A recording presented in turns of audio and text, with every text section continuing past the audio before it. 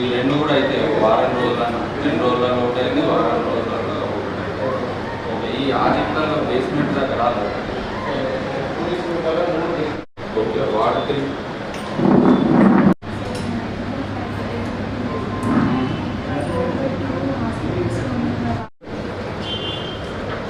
అది విజిట్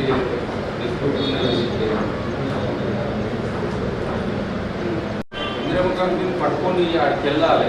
వాళ్ళు శాంక్షన్ అప్పుడు ఉన్నారు కదా, మిగతా టైంలో కూడా మీకు సపోర్ట్ చేయాలి ఉంటుంది. అందులో అడిగేది వాళ్ళు చెప్పినా చెప్పకుండా కానీ నాకు అఫీషియల్గా చెప్పలేదు కానీ ఉంటుంది కదా, స్టేట్మెంట్లు కూడా వచ్చినాయి. మరి ఎందుకు ఆల్రెడీ చేసుకుంటానికి వాళ్ళకి ఇచ్చి వీళ్ళు సెకండ్ ఫేజ్లో తీసుకోవాల్సింది? ఇప్పుడు వీళ్ళు బ్లాక్ చేసి వేరే వాళ్ళు కావాలని అంటే వాళ్ళకి దొరకదు. 10 రోజులు గ్యాప్ కదా, ఆల్మోస్ట్ నెక్స్ట్ మండే రావాల్సింది, ఆ తర్వాత మండే వస్తుంది. ఒక హాఫ్ డే ముందు చేసుకున్న అంటే మీకు 1 వీక్ ముందు వచ్చింది.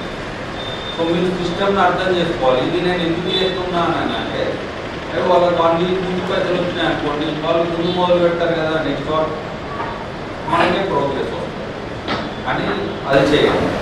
తర్వాత పాత ఇల్లు ఉంది, బౌండరీస్ ఎవరు అవుట్ సైడ్ ఉంది, అంటే పార్ట్ వేరే పార్ట్స్ 14 ట్యాక్స్ ల్యాండ్ మీద ఏరియా ఉంటుంది. ఎంత వస్తుంది మీకు? మరీ తక్కువ వస్తుంది, 390, 360 చాలా తక్కువ.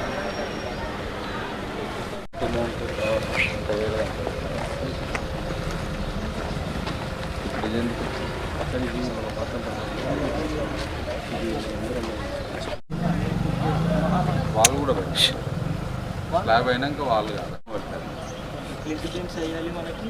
మళ్ళీ మనం వచ్చినప్పుడు ఫస్ట్ బేస్మెంట్ లెవెల్కి ఐడెంటిఫై చేయాలి మనం. తర్వాత మొదలు వచ్చిన కానీ plinth print 2 to 5 inches print చేయాలి. సో బేస్మెంట్ ఎప్పుడైంది? ఇది ముందు బేస్మెంట్. మేస్త్రి సార్ మేస్త్రి సార్ నాకు 3 నెలలు పట్టింది, 3-4 నెలలు. ఏమన్నా ఇష్యూ ఉందా? అయిపోద్దా? అయిపోద్ది. ఇష్యూ వీళ్ళకి ఫైనాన్షియల్ అసిస్టెన్స్ వచ్చింది. లక్షలు కట్టుకోవాలి.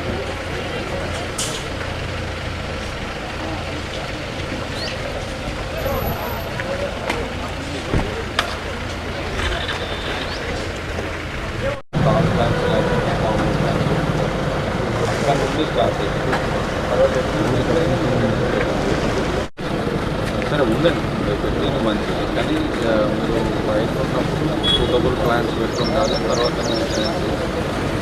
ఈసారి సైట్స్ అన్ని ఫిజికల్గా తిరగండి, మీకు ఎన్ని ఉంటాయి అటు వెళ్ళినప్పుడు, లేదంటే అదే పని పెట్టుకుని అటు వేరే పనులు పెట్టుకుంటే తిరిగి ఫైనల్ మున్సిపాలిటీని విజిట్ చేసుకుంటే భీమగల్ మున్సిపాలిటీ లోపల శానిటేషన్, సీజనల్ డిసీజెస్, ఇందిరమ్మ ఇంటికి సంబంధించిన ప్రోగ్రెస్, దాంతోపాటు వన మహోత్సవం యొక్క ప్రిపేర్నెస్ అంటే నెక్స్ట్ స్టార్ట్ కాబోతుంది కాబట్టి వీటన్నిటిని కూడా వార్డు వారీగా రివ్యూ చేయడం జరిగింది. సో రివ్యూలో వచ్చిన కొన్ని ఇష్యూస్కి సంబంధించి ఫీల్డ్ విజిట్ కూడా చేయాలి. సో ఇందిరమ్మ ఇళ్ళకి సంబంధించి ఇంకా గ్రౌండ్ అయినా కానీ ప్రోగ్రెస్ రావాల్సి ఉంది. వాళ్ళందరూ కూడా ఇన్స్ట్రక్షన్స్ ఇచ్చాము. సో దాంట్లో మెయిన్ ఇష్యూస్ లోపల కొంత ఫైనాన్షియల్ ప్రాబ్లమ్స్ ఉన్నాయి. అంటే ఇనీషియల్గా కట్టుకుంటే వాళ్ళకి పేమెంట్ వస్తుంది అని అంటే మెప్మా నుండి వాళ్ళందరూ కూడా లింక్ చేశాము. సో మెప్మా భీమగల్ మున్సిపాలిటీ లోపల ప్రోగ్రెస్ బాగుంది. అంటే వాళ్ళందరూ కూడా అవసరమైన వాళ్ళందరూ కూడా ఎస్హెచ్జి నుండి బ్యాంక్ లింకేజ్ ద్వారా లోన్ ఇప్పిస్తుంది. సో దాంతో ప్రోగ్రెస్ వస్తుంది. సో ఇంకా ఎవరైనా సరే అలా లోన్ కావాలనుకున్న వాళ్ళు ఉంటే వార్డు ఆఫీసర్లు అందరినీ కూడా మెప్మా స్టాఫ్కి రిక్వెస్ట్ ఇవ్వమని చెప్పాము. వాళ్ళు కూడా ప్రామిస్ చేశారు, ఎంతమందికి అవసరం ఉన్నా కానీ వాళ్ళకు ఎలిజిబిలిటీ ప్రకారం బ్యాంక్ లింకేజ్ లోపల అమౌంట్ ఇస్తాము. సో దాంతో ఇనీషియల్ సపోర్ట్ వస్తుంది కాబట్టి వాళ్ళకి ప్రోగ్రెస్ ఎక్కువ వస్తుంది అనేది మాకు అనిపించింది.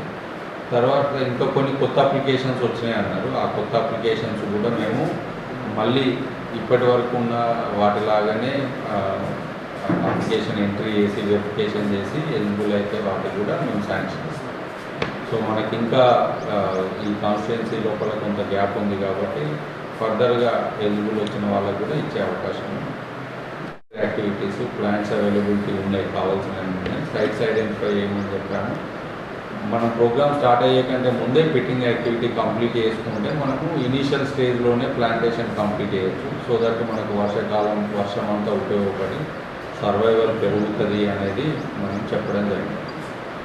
సో దాంతోపాటు సీజనల్ డిసీజెస్ రాకుండా శానిటేషన్ మనము ఫ్రైడే డ్రైడే చేయడం కానీ, దాంతోపాటు శానిటేషన్ 100 day ప్రోగ్రాంలు చేస్తుండ్రు. అయినా సరే మనము వాటర్ బాడీస్ లోపల ఆయిల్ బాల్స్ వేయడం ఇట్లాంటివన్నీ కూడా వాళ్ళకి అందరికి కూడా చెప్పడం జరిగింది. డిప్యూటీ డిఎంహెచ్ఓ కూడా తీసుకొని వచ్చాను, డిస్ట్రిక్ట్ మలేరియా ఆఫీసర్, వాళ్ళకి కూడా కొంత గైడెన్స్ ఇచ్చారు. ఫర్దర్గా మేము అందరం కూడా ఫాలోఅప్ చేస్తాం. సో ఇప్పుడు ప్రస్తుతానికి తహసీల్ ఆఫీస్ లోపల భూభారతికి సంబంధించిన యాక్టివిటీ జరుగుతుంది. మనకి రెవెన్యూ సదస్సులు అయిపోయినాయి అన్ని గ్రామాల్లో. సో జిల్లా అంతా కూడా రెవెన్యూ సదస్సులు అయిపోయినాయి. సో రెవెన్యూ సదస్సుల్లో వచ్చిన అప్లికేషన్స్ అన్నింటినీ ఇప్పుడు ప్రస్తుతానికి ఆన్లైన్ చేసి ప్రతి అప్లికేషన్ను కూడా మనకు ప్రభుత్వం నిర్దేశించిన ఆగస్టు 14 లోపల అన్నిటిని కూడా డిస్పోజ్ చేస్తాం. సో డిస్పోజ్ చేసేటప్పుడు ప్రభుత్వం నుండి ఇన్స్ట్రక్షన్స్ ఏమున్నాయి అని అంటే, రొటీన్గా కాకుండా ఎలిజిబుల్ అందరికీ కూడా ఈసారికి ప్రాబ్లం సాల్వ్ అయిపోవాలి అనేది చెప్పారు. సో అవి సాల్వ్ అయిపోతాయి అన్నీ కూడా. మేము ఫర్దర్గా నెక్స్ట్ ఆగస్ట్ 14 దాకా కూడా వాళ్ళు డిస్పోజ్ చేస్తారు, మేము ఫాలోఅప్ చేస్తాం.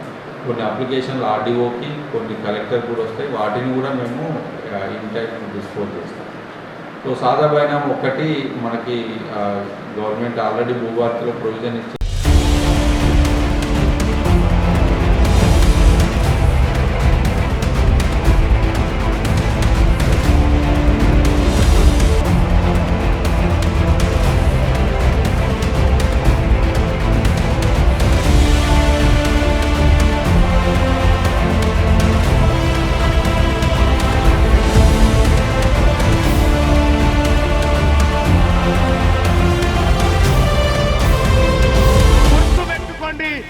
బీసీ సమాజానికి, తెలంగాణ రాష్ట్ర బీసీ ప్రజలకు మీ బిడ్డ తీన్మార్ మల్లన్న ఖడ్గం పట్టుకొనున్నాడు.